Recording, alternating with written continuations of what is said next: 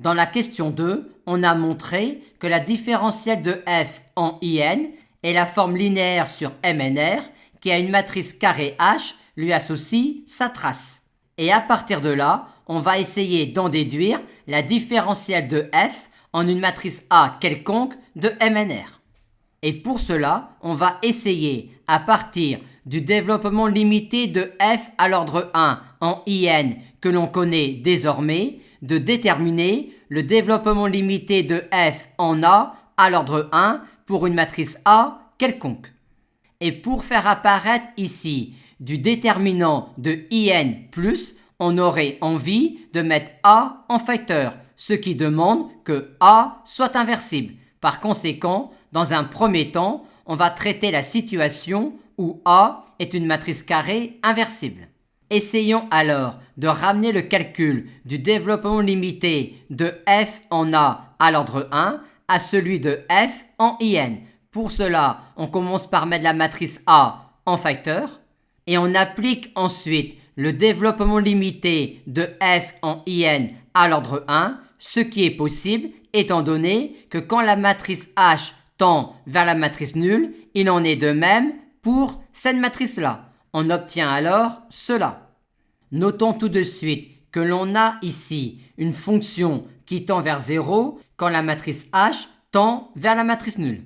Et on a ici, en prenant sur MNR une norme subordonnée à une norme donnée sur Mn1R, une quantité qui est inférieure ou égale à norme de A-1 multipliée par la norme de H. Et on a donc ici un grand taux de norme de H. Par conséquent, on a ici un petit taux de grand H. Et en écrivant ensuite que A-1 est égal à 1 sur déterminant de A multiplié par la transposée de la comatrice de A, on obtient alors ce développement limité-là de f en A à l'ordre 1.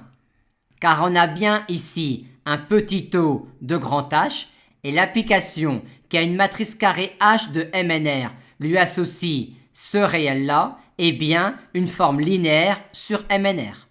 On a ainsi prouvé que quand A est une matrice carrée inversible de MNR, la différentielle de f en A est la forme linéaire qui a une matrice carrée H de MNR lui associe ce réel-là.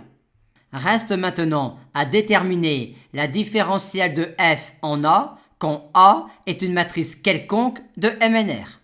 Et pour cela, on va pouvoir en fait utiliser un raisonnement de densité. En effet, on a justifié dans la question 1 que l'application déterminant était de classe C1 sur MNR. Or, dire que f est de classe C1 sur MNR, c'est également dire que l'application DF, qui a une matrice carrée A de MNR, lui associe la différentielle de f en A, est une application continue sur MNR.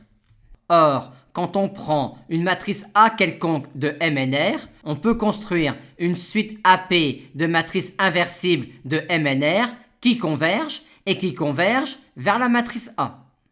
Or, en ces matrices AP inversibles, on a déterminé la différentielle de f en ces matrices. Et comme on vient de dire que l'on a ici une application continue sur MNR, on peut dire que comme AP converge vers A, la différentielle de f en AP va converger vers la différentielle de f en A. Mais la fonction qui a une application linéaire G lui associe sa valeur en un vecteur x fixé est une application linéaire, donc continue quand on travaille avec des espaces vectoriels de dimension finie. Par conséquent, comme on vient de dire que df en AP va tendre quand p tend vers plus infini vers df en A, peut-on dire que pour chaque matrice carrée H de MNR, df en AP appliqué en H va tendre quand p tend vers plus infini vers df en A appliqué à H. Or, si AP tend vers A quand P tend vers plus infini, il n'est pas alors dur de justifier que ce réel-là va tendre vers la trace de la transposée de la comatrice de A fois H quand P va tendre vers plus infini. Par conséquent, pour une matrice A quelconque, la différentielle de f en A va être la forme linéaire qui a une matrice carrée H lui associe la trace de la transposée de la comatrice de A fois H.